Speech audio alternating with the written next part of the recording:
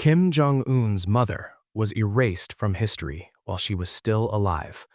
No photos, no mentions, no acknowledgement that she even existed. And when she died, North Korea kept it secret for 3 years. Before we begin, take a moment, like the video and subscribe, but only if you genuinely enjoy what I do here.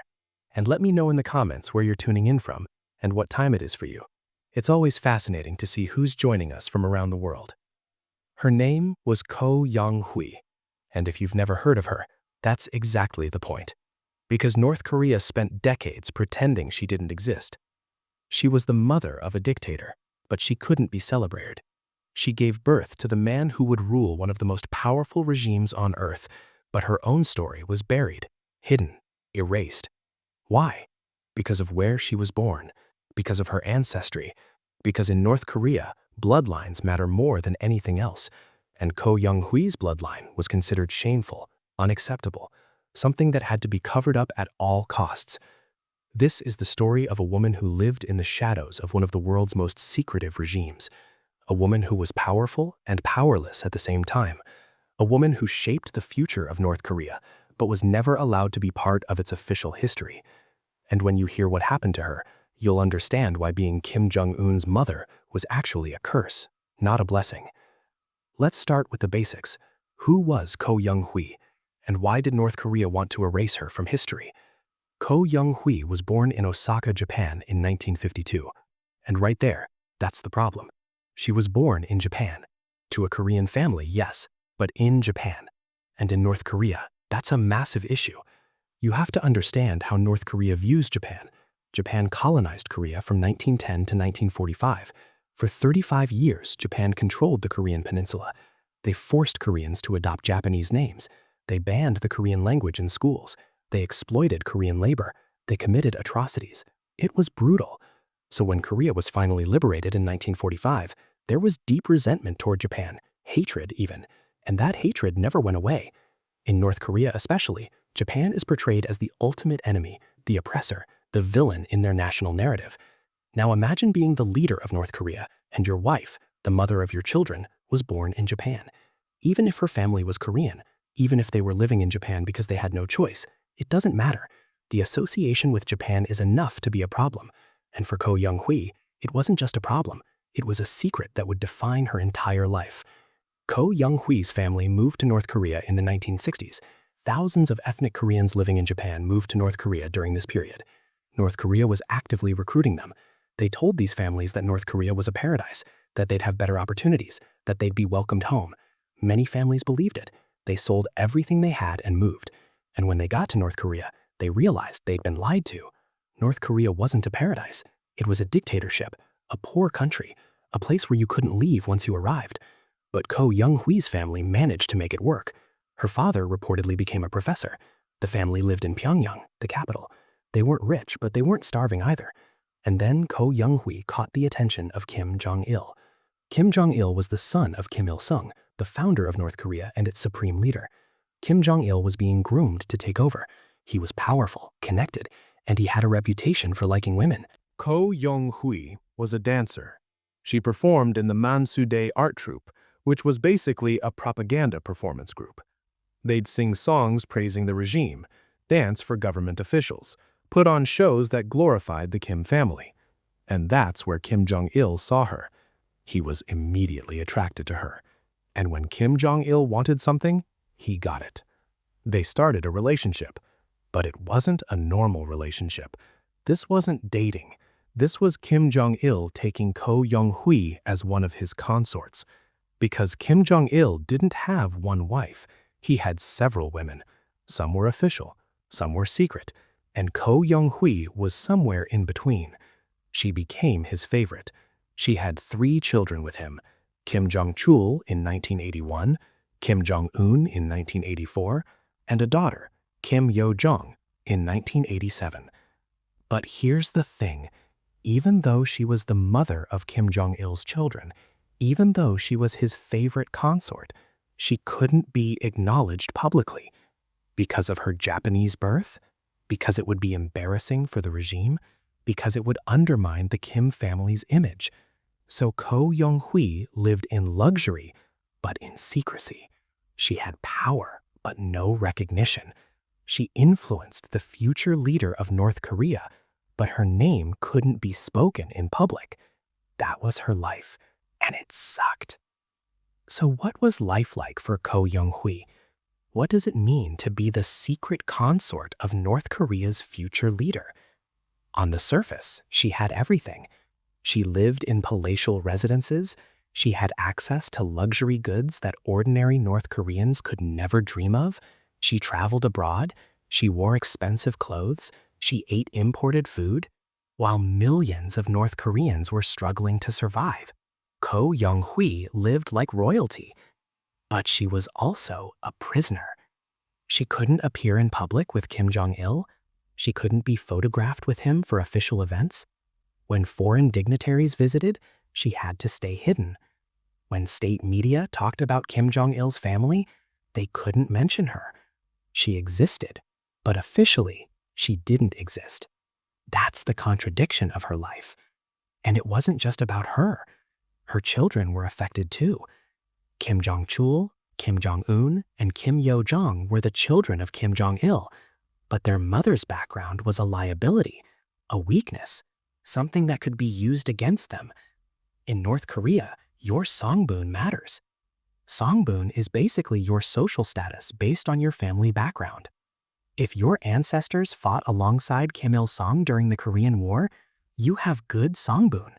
If your family has any connection to Japan, South Korea, landlords, Christians, or anyone considered an enemy of the state, you have bad songbun.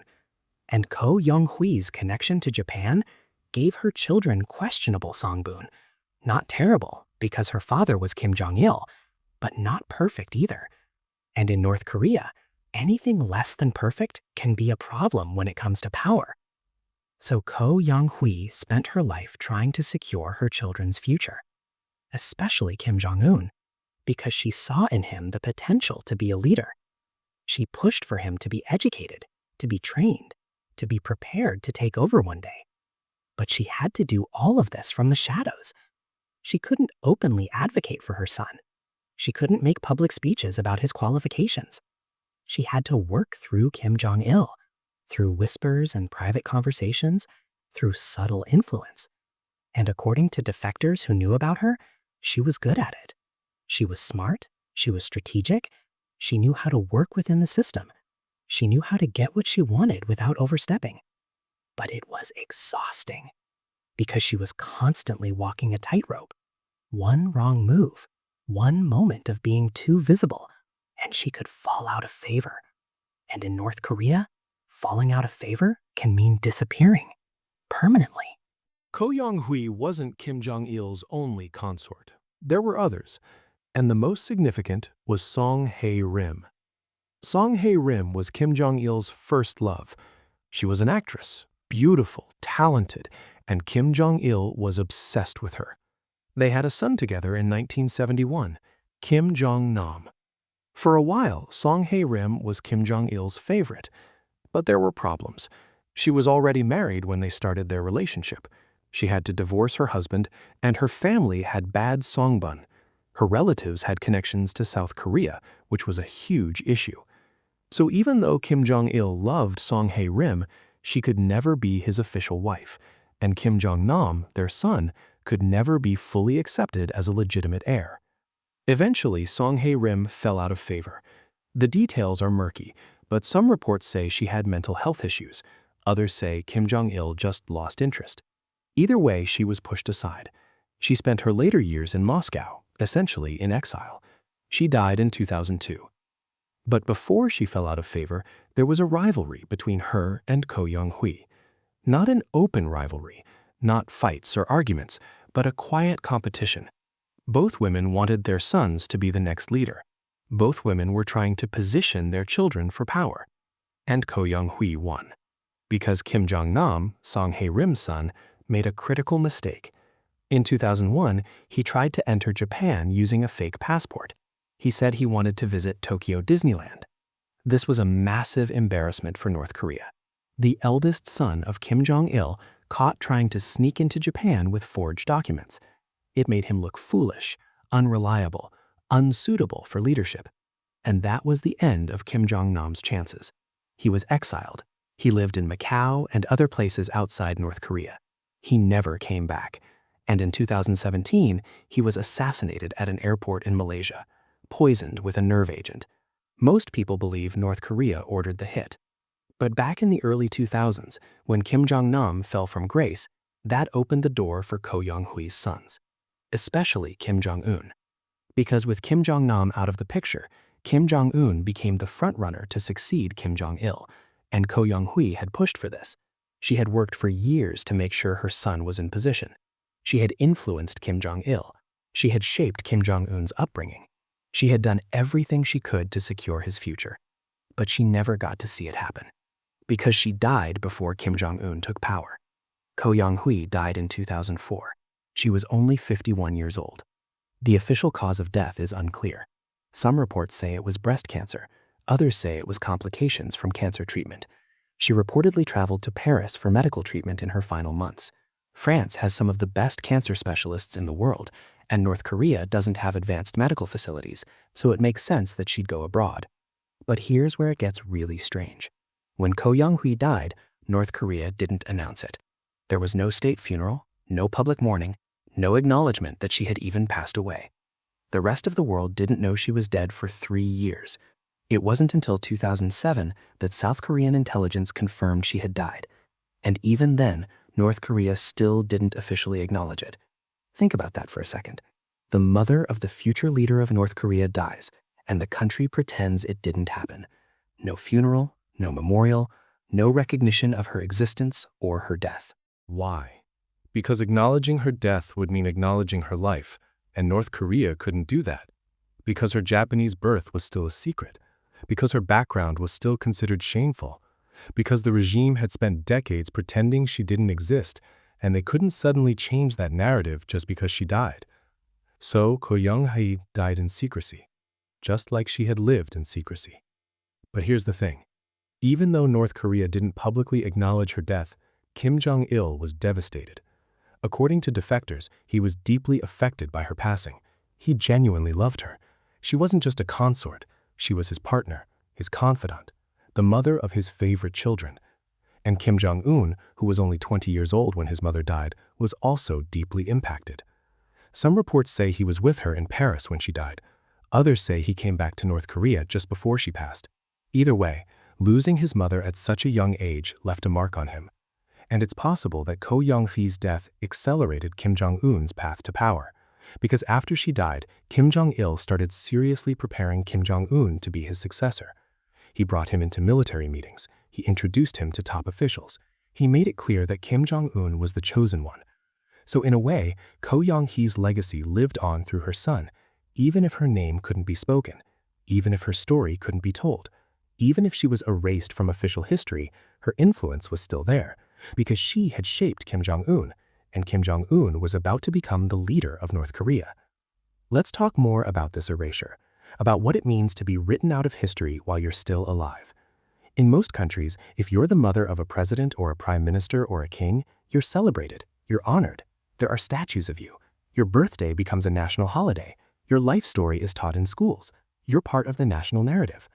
But Ko Young-hui got none of that. While she was alive, she couldn't be mentioned. And after she died, she still couldn't be mentioned, at least not officially. There are very few photos of Ko Young-hui. The ones that do exist are usually grainy, taken from a distance, or smuggled out by defectors. There's no official portrait of her hanging in government buildings, no statue of her in public squares, no songs praising her as the mother of the nation. She's a ghost, a person who existed but left almost no trace.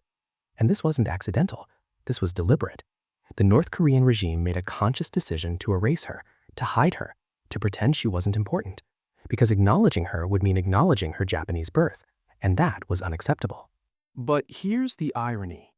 By trying to erase her, they actually made her more interesting.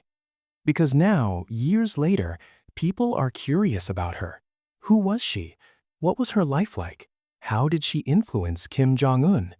These are questions people want answers to, precisely because North Korea tried so hard to hide them. And there's another layer to this.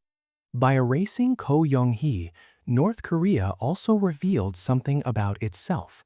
It revealed how obsessed the regime is with image, with propaganda, with controlling the narrative. It revealed that in North Korea, even the truth about someone's mother can be too dangerous to acknowledge. Think about how insane that is. A mother, one of the most universal, relatable human concepts, and North Korea couldn't even allow people to know about her? That's how extreme their control is. That's how paranoid they are about anything that might undermine the regime's legitimacy. Let's dig deeper into what life was like for Ko Young-hee as Kim Jong-il's consort. Because this wasn't a normal relationship. This wasn't marriage. This wasn't even a typical affair. This was something unique to North Korea's ruling family. Kim Jong-il had a complicated personal life. He had multiple women. Some were called wives, some were called consorts. The distinctions were blurry. But what was clear is that these women lived in a strange, isolated world. They lived in compounds, guarded residences where they had everything they needed but couldn't leave freely. They were pampered but controlled. They had luxury but no freedom. Ko Young-hee lived in this world for decades. She had servants, cooks, drivers, security guards. Anything she wanted she could have, except for one thing, a normal life. She couldn't go shopping in regular stores. She couldn't visit friends casually. She couldn't travel without permission. Her entire existence was monitored and controlled. And she had to share Kim Jong-il with other women. He had other consorts, other relationships, and Ko Young-hee had to accept this, because that's how things worked in Kim Jong-il's world. He was the center. Everyone else revolved around him. But according to some reports, Ko Young-hee was his favorite. He spent more time with her than with the others. He valued her opinions. He trusted her. And that gave her a certain amount of power within this strange system. She used that power to advocate for her children, to make sure they had the best education, the best opportunities, the best chance at inheriting power. But it came at a cost. She had to constantly manage Kim Jong-il's moods. He was known for being unpredictable, paranoid, quick to anger. And if she said the wrong thing, if she pushed too hard, she could lose her position. She could be cast aside, just like Song Hae-rim was. So she learned to be careful, to be strategic, to influence without being obvious about it. And by all accounts, she was good at it. She maintained her position as Kim Jong-il's favorite consort for over 2 decades. That's not easy in a place like North Korea, where power dynamics can shift overnight. One of the most important aspects of Ko Young-hee's life was raising Kim Jong-un. Because she didn't just give birth to him, she shaped him. She influenced who he became. And that has implications for all of us, because Kim Jong-un now controls nuclear weapons. Ko Young-hee was determined that Kim Jong-un would be strong, confident, prepared to rule, and she pushed him from a young age. There are reports that she was a strict mother, that she had high expectations, that she wouldn't accept mediocrity.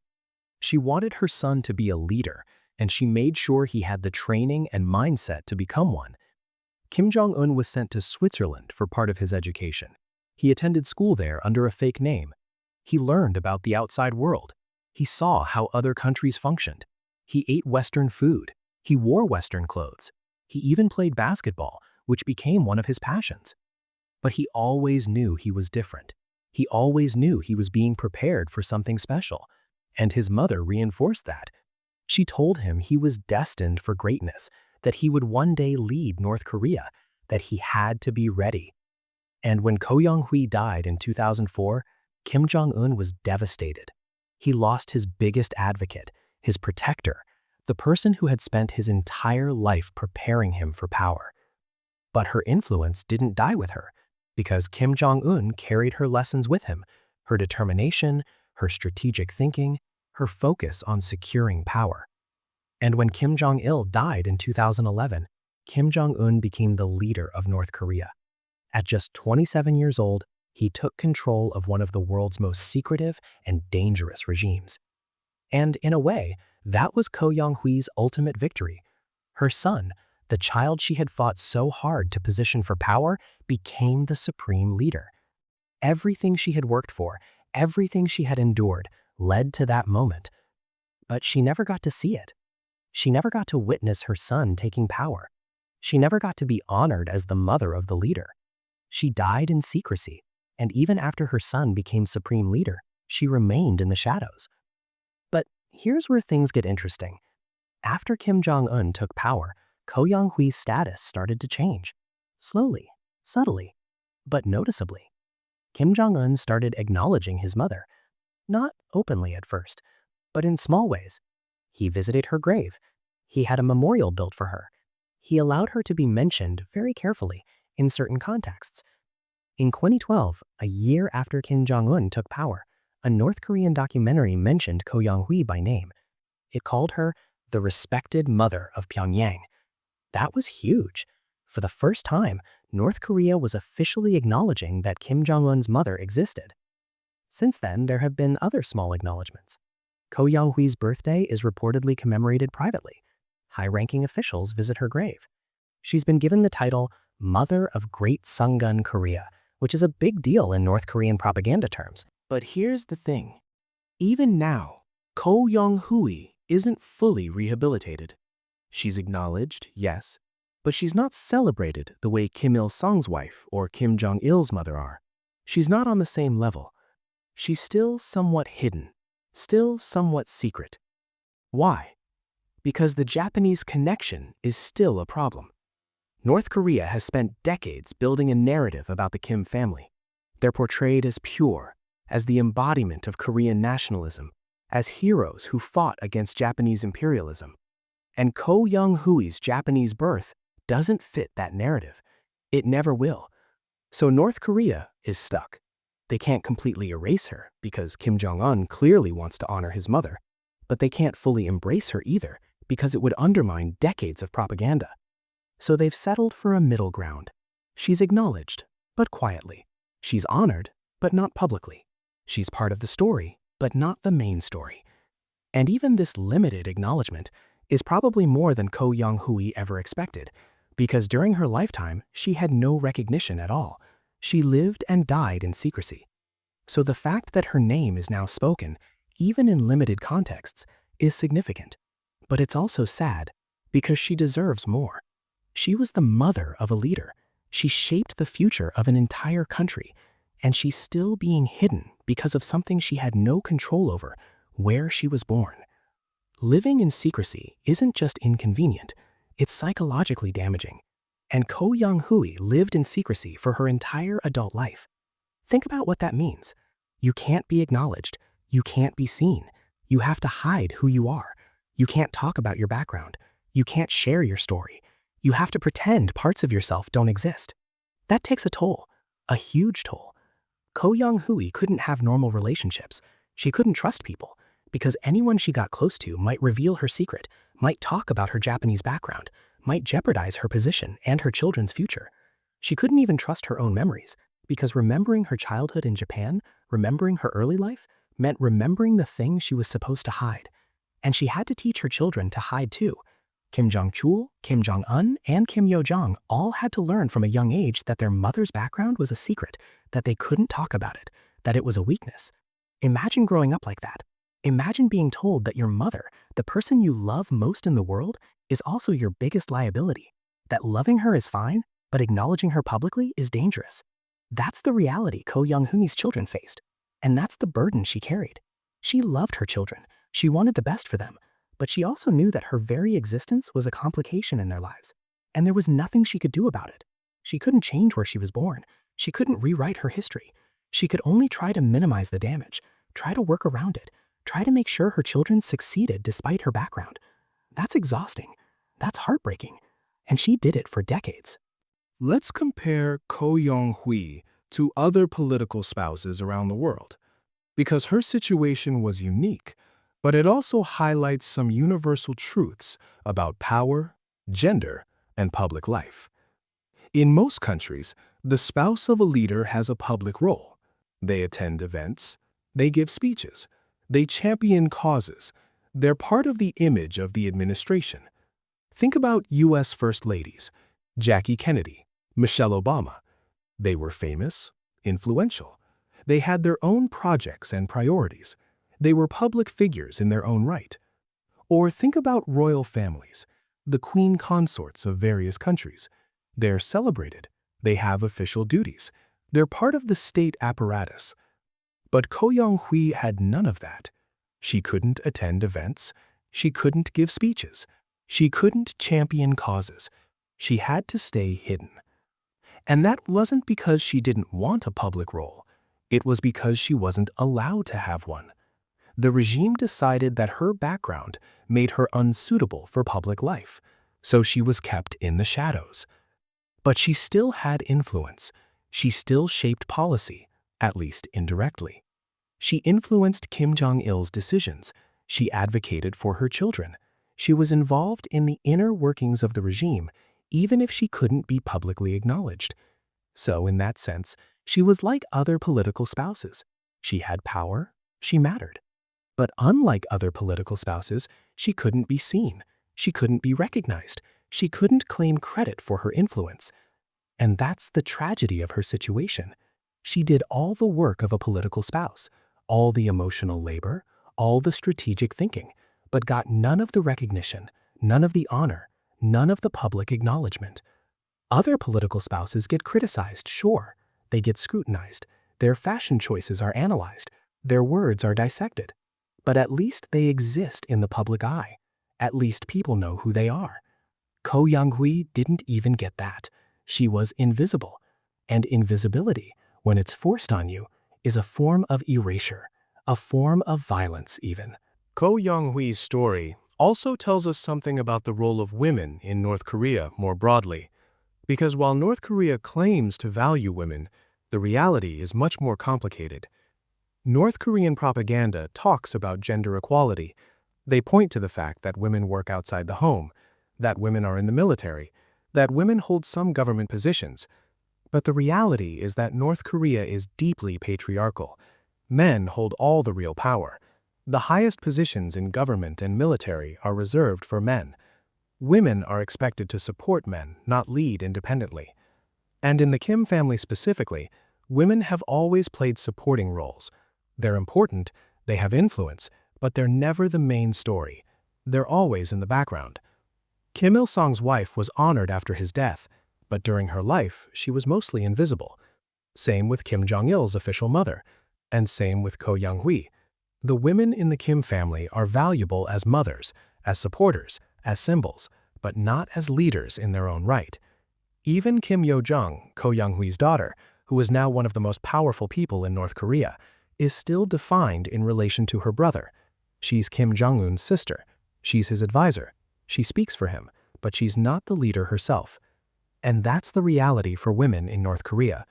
They can have influence, they can have power, but it's always derivative, always dependent on their relationship to men, never fully their own. Ko Young-hui understood this.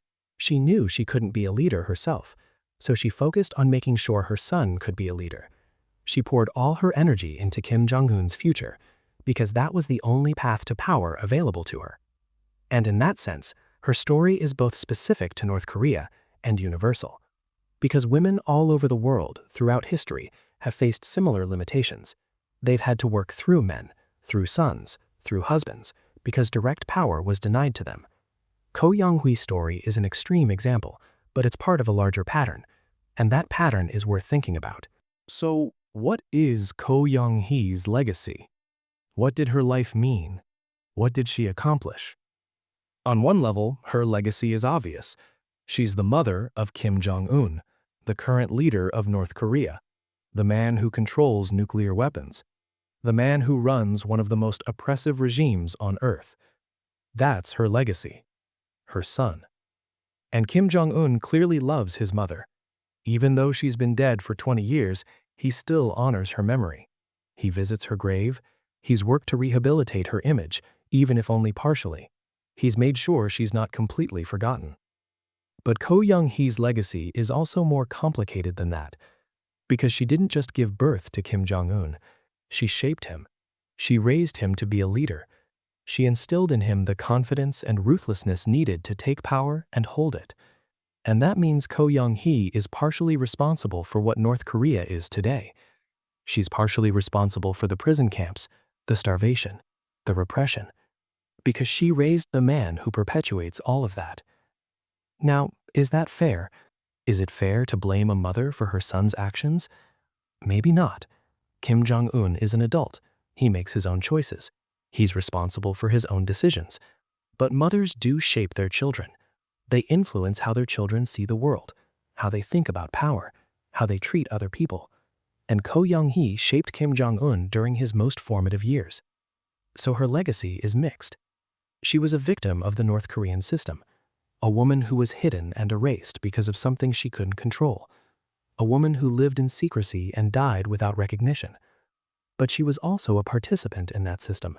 She benefited from it. She lived in luxury while millions starved. She used her influence to secure power for her son, knowing full well what kind of regime he would inherit. So Ko Young-hee's story doesn't have a simple moral. She's not a hero, but she's not a villain either.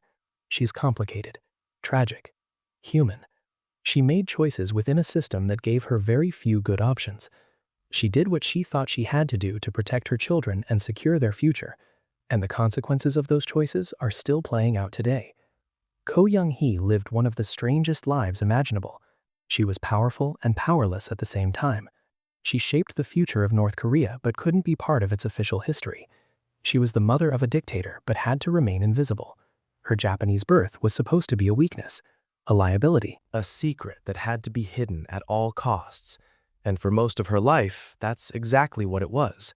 She lived in the shadows because of where she was born. She died in secrecy. And even now, decades later, North Korea still struggles with how to acknowledge her. But in the end, her son became the leader anyway. Despite her background, despite the stigma, despite all the obstacles, Kim Jong-un took power. And in doing so, he validated everything his mother had worked for. Was it worth it? That's a question only Ko Young-hee could answer, and she never got the chance. She lived in luxury, but without freedom. She had influence, but no recognition. She shaped history, but was erased from it. That's the price she paid for loving Kim Jong-il, for having children with him, for trying to secure their future in one of the most brutal regimes on Earth. And that's why it sucked to be Kim Jong-un's mother. Not because of poverty or violence or obvious suffering, but because of the invisible cage she lived in. The secrecy, the erasure, the knowledge that no matter what she accomplished, no matter how much she mattered, she would never be acknowledged, never be celebrated, never be remembered the way she deserved. Ko Young-hee's story is a reminder that power comes in many forms. And sometimes, having power doesn't mean you're free.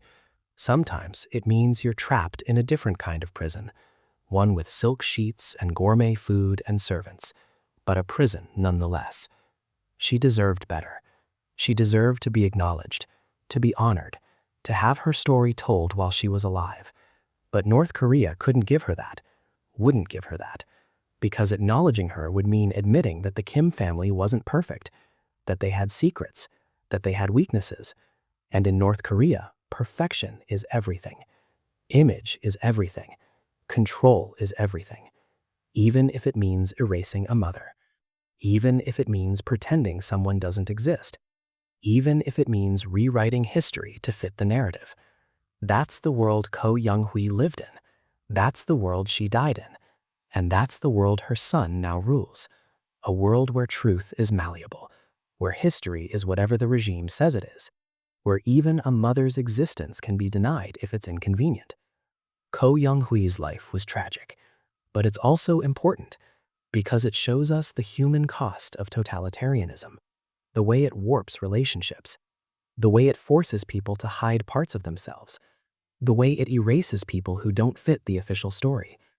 Her story matters, and even though North Korea tried to hide it, even though they wanted her to be forgotten, she's not forgotten. We know her story now. We know what she went through, and we can recognize the price she paid. That's her real legacy.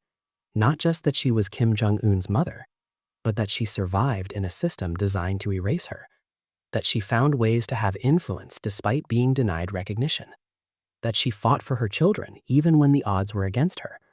Ko Young-hui was complicated, flawed, caught in impossible circumstances.